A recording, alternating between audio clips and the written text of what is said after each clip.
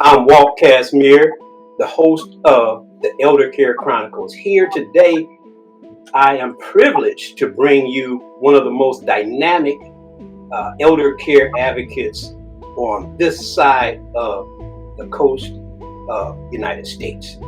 I have been so impressed with this young lady that I had to get her on the podcast, the channel, etc., to allow the rest of America, and more specifically the Charlotte metro area, to find out about how the incredible compassionate work that she is doing.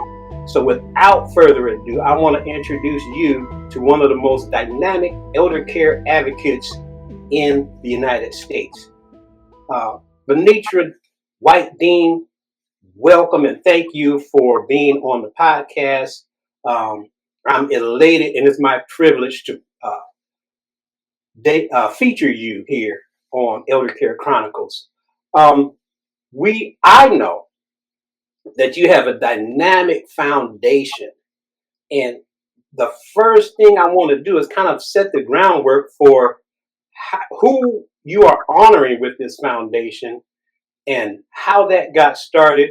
And if you could give us a short narrative of that journey you had with her. So without further ado, I'm going to give you the floor. Well, thank you so much. I really appreciate that introduction. I need to pay you to come and hang out with me and we go on tour together. But yeah, thank you so much for that introduction. And I am honored to be here with you on this podcast. I don't take this journey lightly.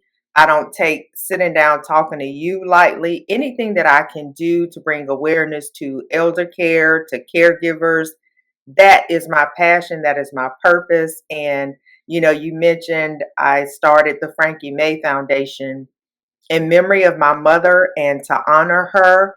And so, short version, my mother lived with an Alzheimer's diagnosis, Frankie Mae Allen White, for almost 10 years. And my husband and I were her primary caregivers. She lived at home with us. And just going through that journey of Alzheimer's, being her caregiver, and just making her our priority and doing what we needed to do to make life what it should be for her.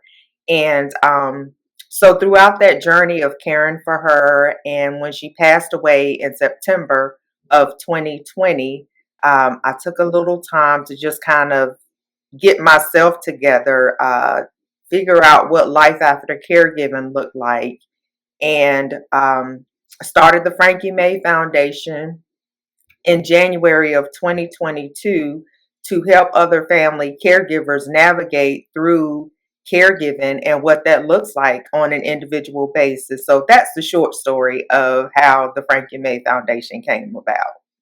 Okay, that was concise. I appreciate that. Now, I want to delve into a little bit more of that last journey you had with your mom.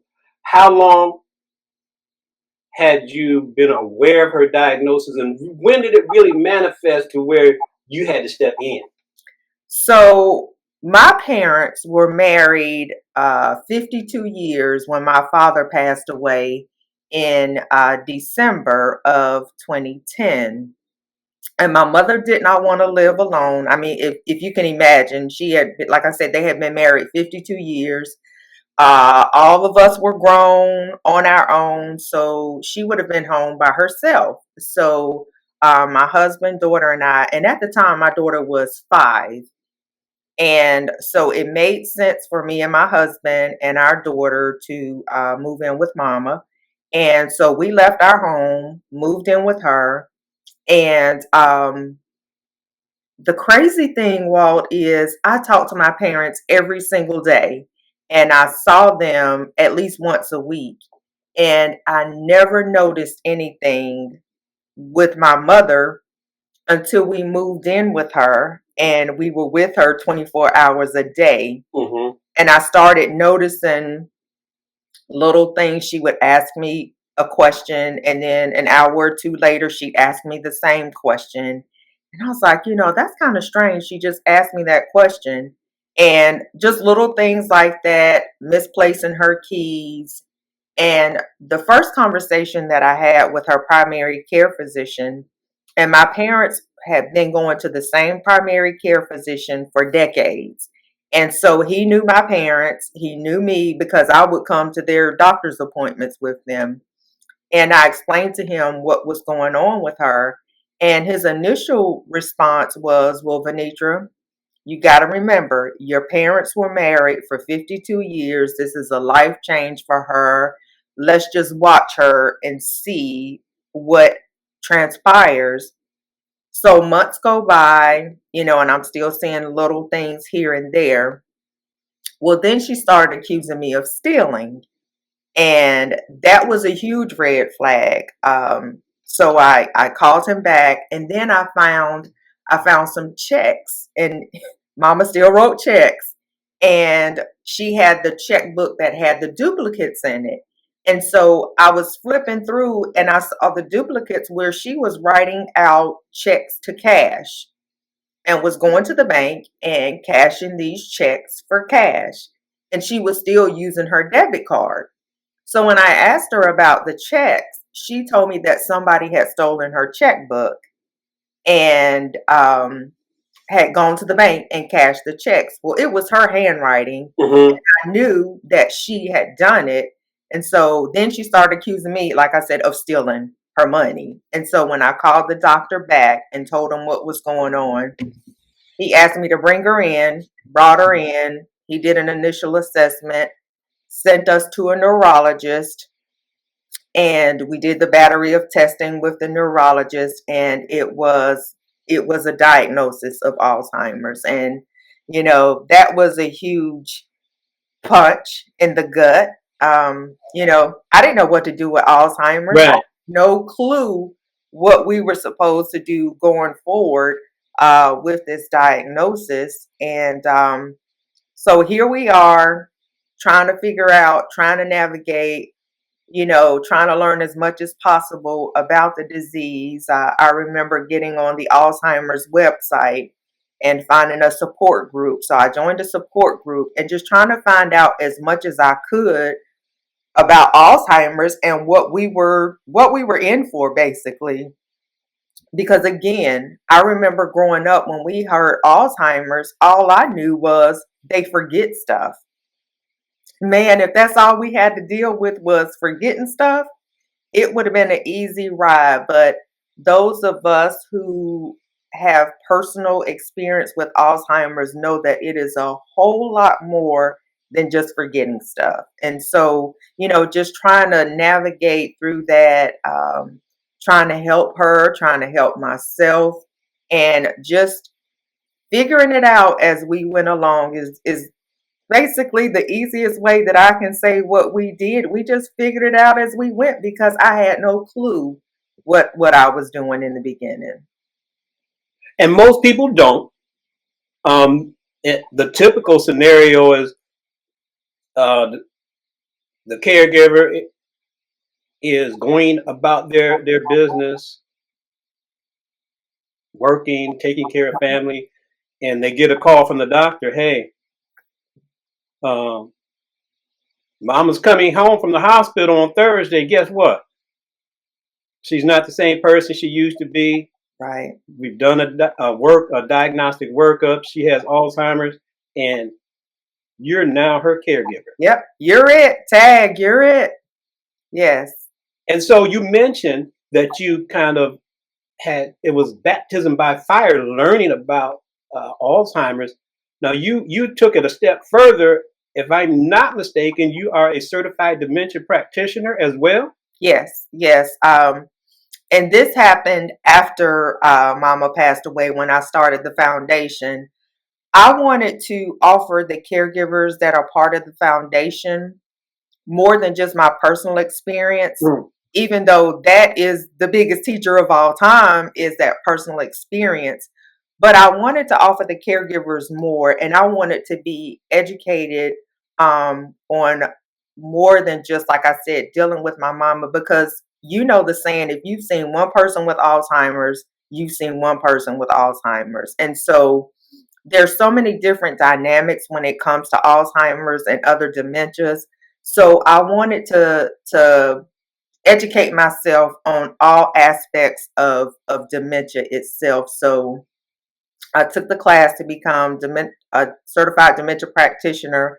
And then I also, I mentioned earlier that the Alzheimer's Association was one of the first places that I looked to get some resources. And so, I wanted to give back to the Alzheimer's Association as well. So I am also a volunteer community educator with the Alzheimer's Association. So I also present topics on Alzheimer's, and I travel around the Charlotte area doing seminars and just helping the community learn about. My favorite one is brain health, how it pertains to Alzheimer's, and then like the 10 signs and finances, everything that deals with Alzheimer's, and being that caregiver or being that person that is living with Alzheimer's.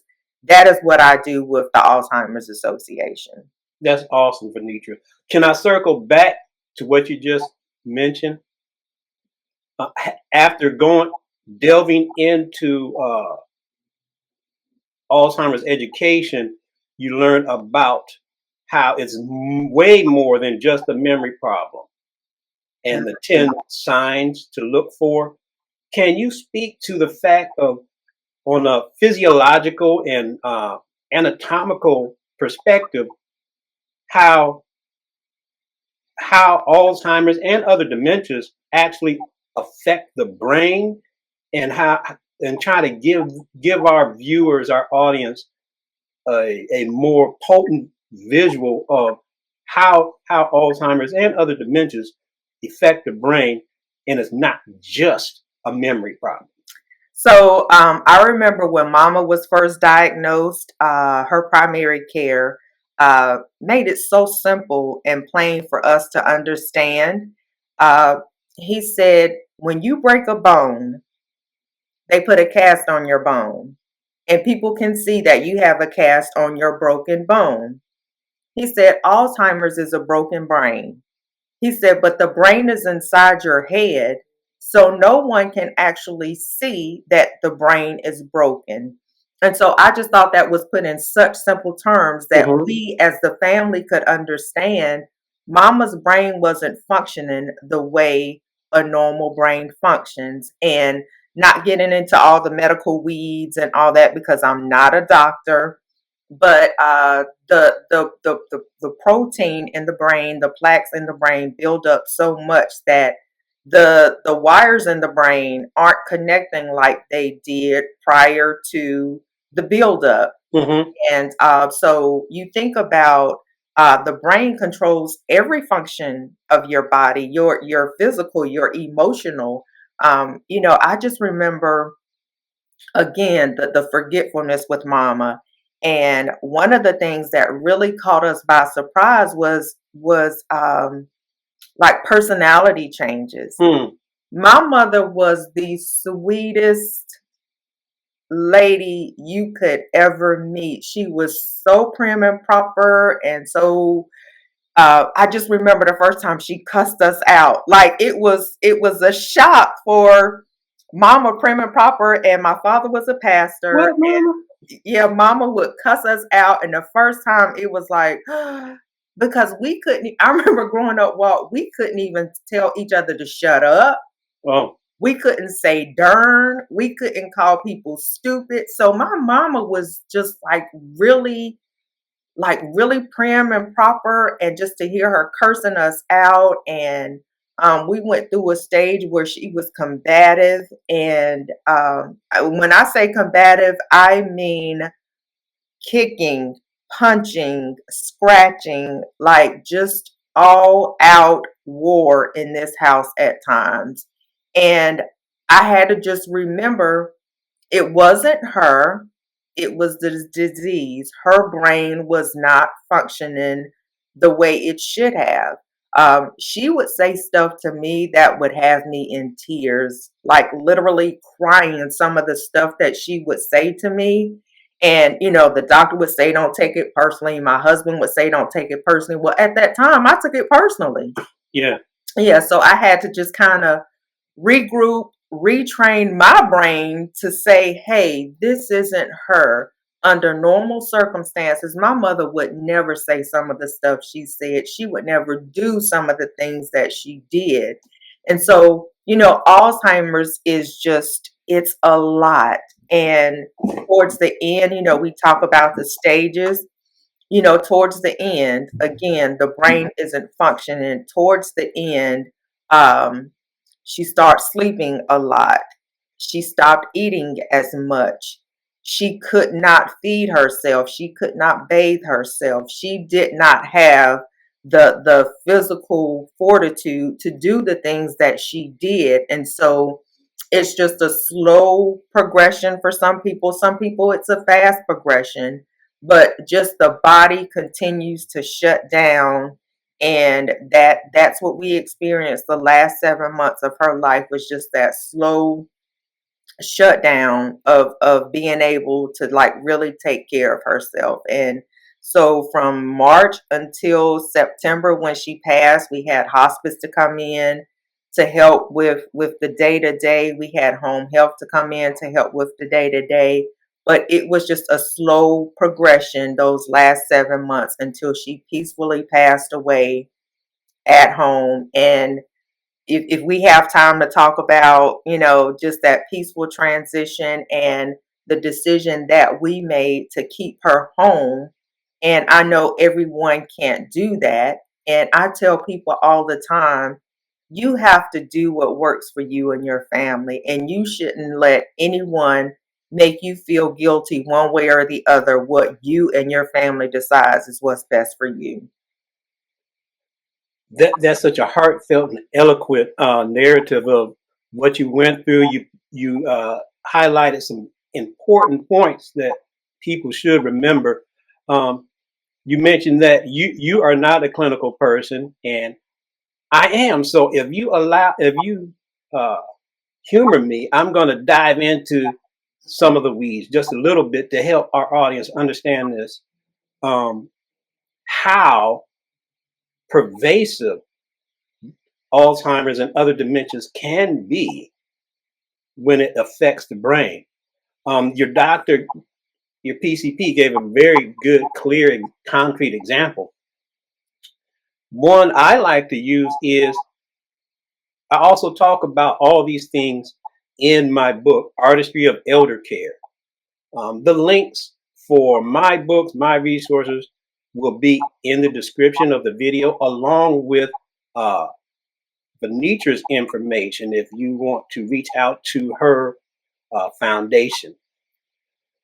But in my book, Artistry of Elder Care, I talk about how Alzheimer's is definitely not just a memory problem. In fact, if you see the MRIs, you mentioned the battery of tests, you can actually see that the different regions of the brain are shrunk.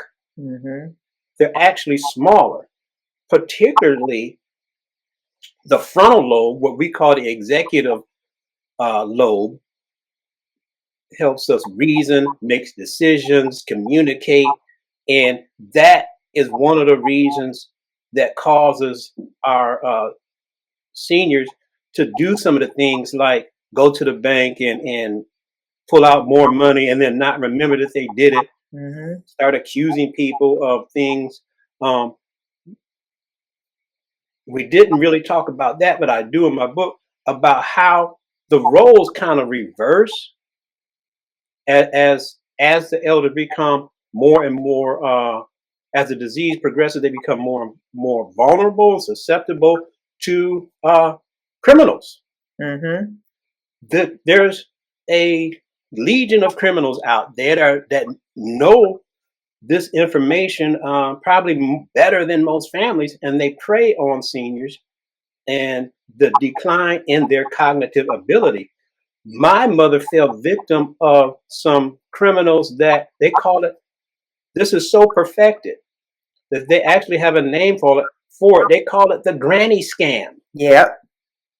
Yes. where they find out, particularly on social media, they find out enough information about people's families to reach out to an elder.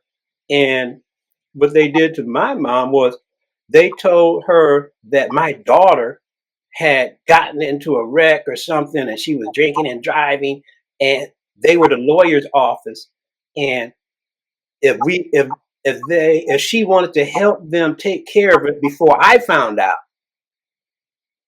send them some money in gift cards, non-traceable money.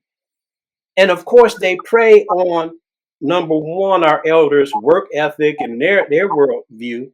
They're like, oh yeah, whatever I can do to help. They automatically acquiesce to authority figures, or the people they think are authority figures, like lawyers. They took my mother, who was on Social Security, for $2,500. Wow. And this thing is so pervasive, and they have it down to it. I mean, they knew the nicknames that we called my mother, that my daughter called my mother. They knew enough details that they posed it. They even had a little fake office where it seemed like they were calling from a law office. But that, in retrospect, that was the first sign. Like you, I hadn't really been tuned in. You know, we just kind of get in autopilot, and we're like, hey, our parents are good, until we find out they're not good. They're not good. Right. Exactly. And so that's a practical example of when you start finding out that they have some cognitive decline and some of the type of things that can happen. And like you, just in short conversations, I couldn't tell. I'd call. We were in different states, and I'd call, and we'd have short conversations, and they can mask it. They can mask this stuff. So another point I make in my book is, I don't know what child development specialist it was, but they were the basic point they were making was, get in your kids' business. Don't let them go in their room and close the door and you don't know what they're doing. Get in their business. Find out where they're going, who they're talking to, what their friends are about, what their parents of friends are about. Now the roles are reversed. We have to get a baseline early and get in our parents' business. Yes. So such a great point you brought out. And I don't have my timer. I think we're doing okay on time. Before we transition to the next question, I just wanted to get that in, is that those are such good practical narratives of how this thing unfolds. And we really have to have a high index of suspicion. But the Alzheimer's and other dementias affect multiple regions of the brain, including the motor area, where that helps them walk, their sensory area, their perception. All of those regions of the brain are affected. It's not just a memory problem. If people get nothing else out of this, I hope you remember Alzheimer's and other dementias are not just a memory problem. So really, by the time your parents are in their 50s, we should have a high index of suspicion and start really observing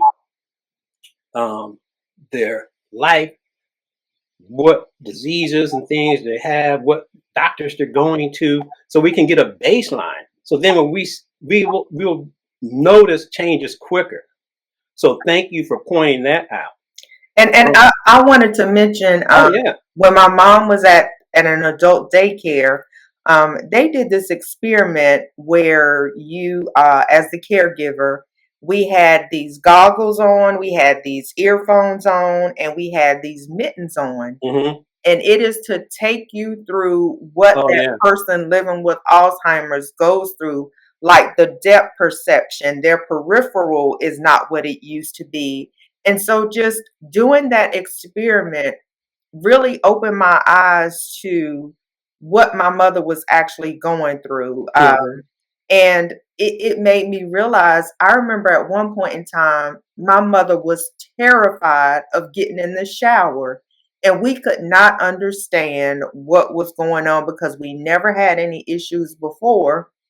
Well, then doing research, it was again the sensation of the water hitting her body.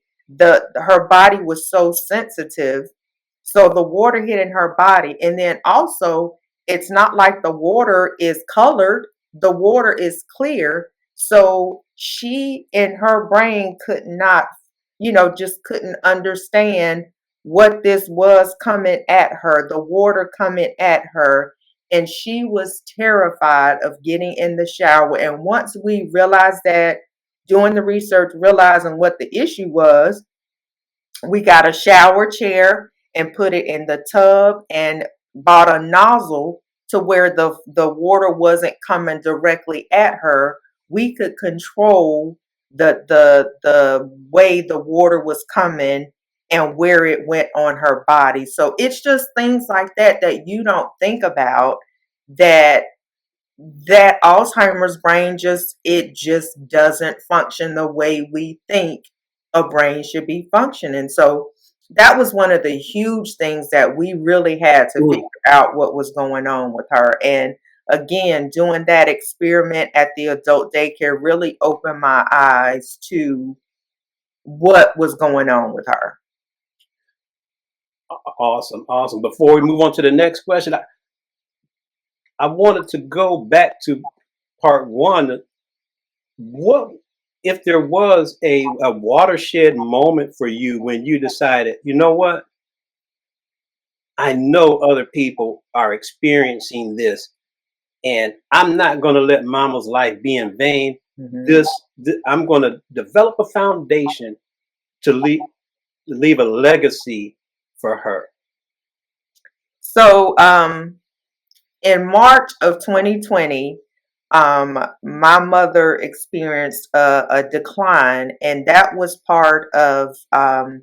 So, in September of 2019, I found a lump on my mother's breast. Hmm. And long story short, it was cancer. She was put on a hormone therapy that was too much for her body, and it started shutting her body down. So we had to stop the hormone therapy. And in March of 2020, we made the decision to keep her home from adult daycare. It was just too much getting her up, getting Hmm. her dressed, driving to the adult daycare. It was a lot on her and on me. So we made the decision to keep her home. And that very next week, COVID. So, and the adult daycare where she was attending stayed open the entire time. It was considered essential. And so we had thought about, are we going to just kind of see how she, bounces back, and if we're going to send her back to adult daycare? Well, as a family, we discussed it, and I was like, I want to keep her home. We didn't know what COVID was. So I'm like, I don't want to chance it. I'd rather just keep her home. So we kept her home, and I'm an accountant by trade, and even before COVID, I worked from home. I do accounting for small businesses, so my schedule was such that I could I could make my job revolve around Mama and not the other way around. So, home with her, and I know COVID was devastating for so many people. We lost people that we know to COVID, but when I tell you COVID was it was a blessing for us, because I was able to spend uninterrupted quality time with my mother that under normal circumstances, and everybody else knows, we're always busy. We're always doing something. We're going here, we're going there, we're doing this, we're doing that. COVID allowed us to just shut down and spend time, and I was able to just love on her uninterrupted. Just be with her. We put a TV in the garage, and so we would go and hang out in the garage and watch TV. We'd sit on the porch, wheel her wheelchair out on the porch, and we just sit out on the porch and watch neighbors walking by. And Sundays was our day. We would get dressed and get in my Jeep, and we just ride around Charlotte. Nothing was going on, but we just get in the car and just ride around. And if the weather was nice enough, we'd let the windows down. We didn't take the top off because she probably would have had a fit, but we let the windows down and we just ride around Charlotte. And we had the best time just spending time together. And you said, what was a pivotal moment? Mm-hmm. My husband helped me tremendously with my mother. My siblings stepped in. Church members stepped in. But I know there are people out there that don't have a husband or a wife to help out. Shout out for the men. Yeah. Don't have siblings to help out. And, I was like, even with all the village that I had, it was still hard for me. And so I just thought about other caregivers that are out there. And I said, I got to help them. I got to do something. My father and my mother instilled in us that servant's heart. Like, you are blessed to be a blessing. And so whatever I could do to help other caregivers, I was like, when we get out of this journey right here, I'm going to do something to help other family caregivers. So COVID allowed me the time to spend with her, figure out what it was I wanted to do after caregiving. And then that is how the Frankie Mae Foundation came about. I just wanted to do something to honor her memory and to help other family caregivers. And also, I did not realize that part of my grieving, this was the answer to part of my grieving. This is part of my therapy. This helps me get through life day by day as I'm missing her, as I'm wanting to spend time with her. This helps me get through whatever it is I'm going through. And so this is what it's all about. And it is an awesome, if I may say so, an awesome national treasure that someone is not just having that experience, that loss, and then just fading back into oblivion and their daily grind, but actually taking loss and creating a legacy out of it. I just want to take the time out right now to give you your flowers now, because this, I think, is awesome. For the people who are in the Charlotte area, can you tell them a little bit about the scope of the Frankie Mae Foundation, the services, how they can get in contact with you, et cetera, et cetera? Yeah, so the Frankie Mae Foundation is a 501c3 nonprofit. And so we have program services that we provide to the family caregivers. And the main program service is our monthly meetup. And so once a month, the caregivers come. We meet at Weeping Willow AME Zion Church on Milton Road in Charlotte. And the caregivers come. We will have someone to come and talk about resources that are available to the family caregiver. It could be someone from Mecklenburg County Department of Social Services. And I will say that even though we're in Mecklenburg County, we serve caregivers that are in other counties surrounding Mecklenburg County. We have some caregivers from Rock Hill, South Carolina. We have caregivers that call in from other states. So it's the in-person is in Mecklenburg County, but we serve caregivers in other counties as well. So again, Mecklenburg County can come in. We have speakers that come in and talk about Social Security or advanced directives, wills, finances, anything that pertains to caregiving. We have a speaker to come in. We have catered lunch. We like to eat, and we do a fun activity. And I stress the fun activity because a lot of times caregivers don't take time to do anything fun for themselves because number one, they're probably tired. Yeah. Number two, they feel guilty, that they're doing something for themselves because they're always in caregiver mode. But we do a fun activity. And then we also have a caregiver store where the caregiver can come and shop for Depends, bed pads, body wash, wheelchairs, walkers, whatever it is that they need to get through that day to day. All our services are free. And while the caregivers are at the meetup, we will provide paid respite care. We partner with a couple of home care agencies and we provide paid respite care so that the caregiver can come to the meetup. And so that's once a month. We also do a quarterly fun event. This is just fun. There's no speaker or anything involved. It's just a fun activity. We've done a comedy bus tour around Charlotte. We've done axe throwing, if you consider that fun. We had a spa day. We transformed the gym and several of the classrooms at the church into different stations for a spa day.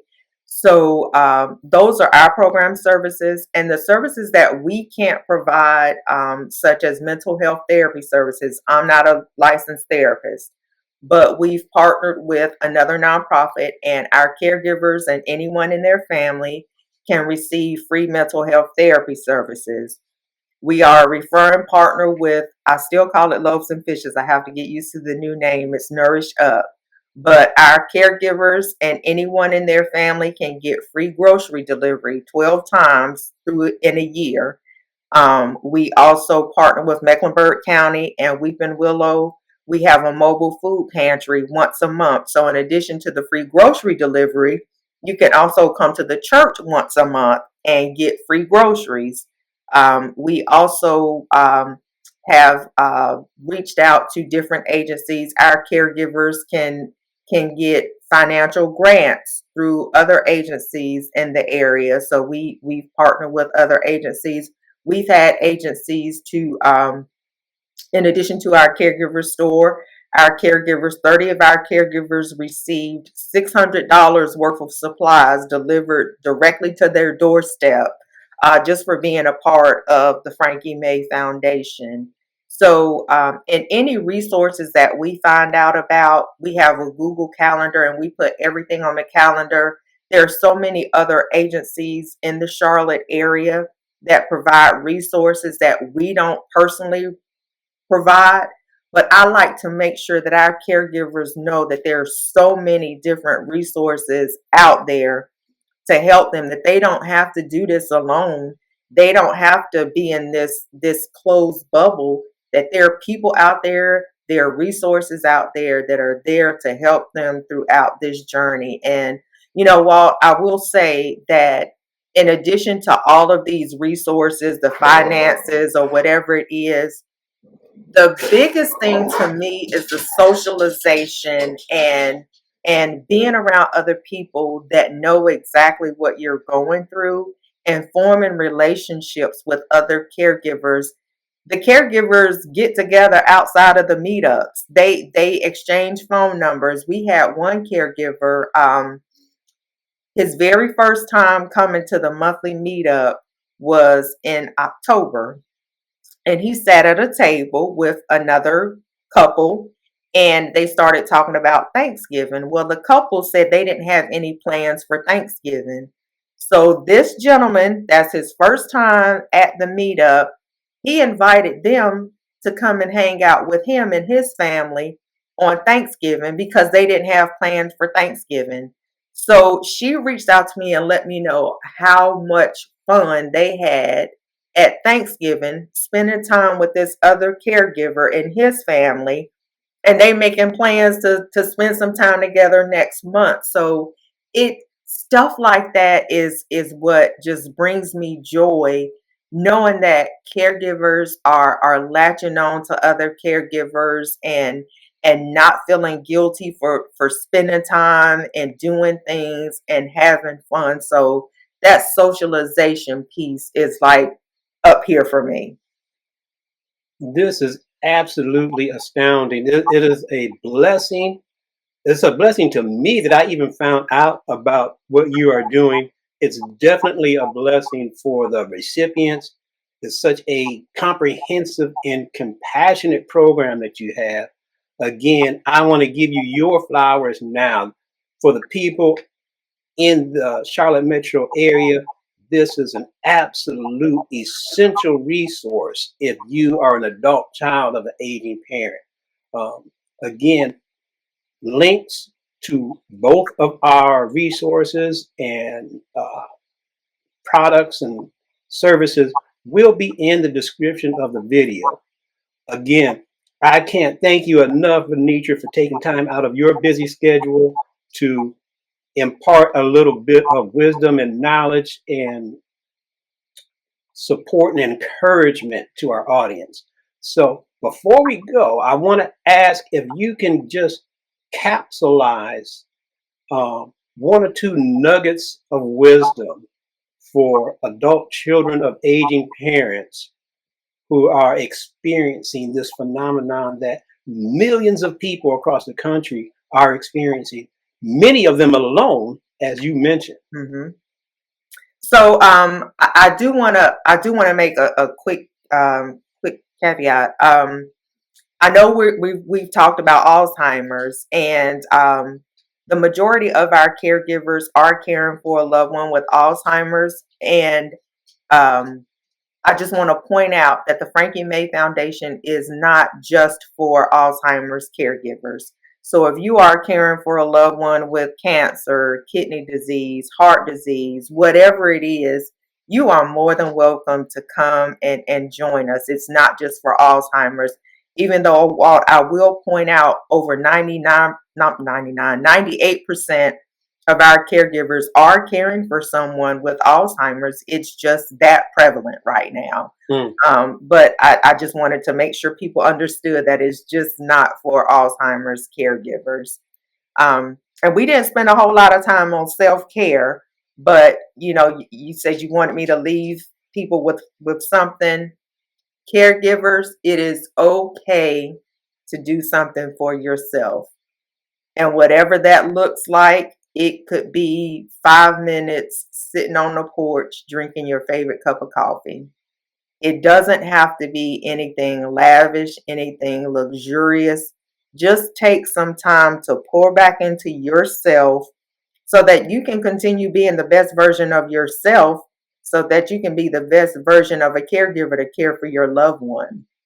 So please, please, please take care of yourself. And I know it's easier said than done, but you have to be intentional about taking care of yourself. I have, on my phone, I make appointments for my self care on my phone, just like you schedule your dentist appointment, just like you schedule your doctor's appointment. Schedule some time for yourself. And this is the time where you need to reach out to your village and say, hey, I need help. Can you come and sit with mama for an hour so I can go get a massage or whatever it is?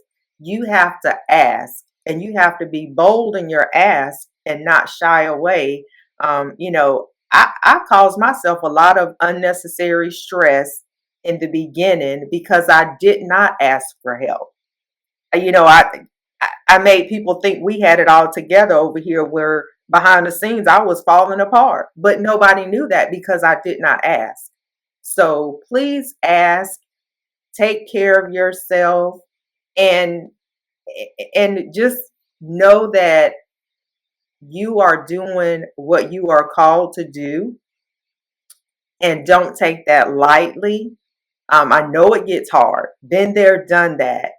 But look at the positive side of it, and grow and bloom and blossom in that caregiver role, and take care of yourself. That is my biggest thing. Take care of yourself.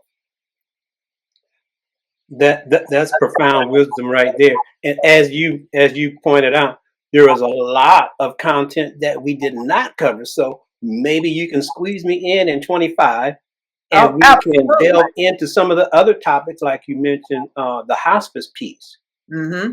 and any other topics that you feel that would be helpful to our audience. Yes, yes. That hospice and I know we're getting ready to go, but another thing that I would really like to talk about too is life after caregiving Hmm. because I wasn't prepared for that either. That was a tough one. So we'll have to circle back around to that as well. Okay, I look forward to it. Helping the people in their most vulnerable times is has become what has evolved for me as my calling. So that's what we do here on the Eldercare Chronicles. Among other things, is provide a safe space for people to process all these emotions of elder care and grief. Um, so again, thank you, Venitra audience. As you know, I only bring you the best and the brightest. So Venitra did not disappoint on this. We look forward to following up with her. I look forward to making it to some of those meetups. And again, resources that we mentioned, including my book, Artistry of Elder Care, links will be in the description for that, and links to reach out to the Frankie Mae Foundation. So as we part, I just want you to remember that where there's hope, there's healing. Thank you so much. While I enjoyed this, I really appreciate the opportunity to talk to you and to talk to your audience. My pleasure having you.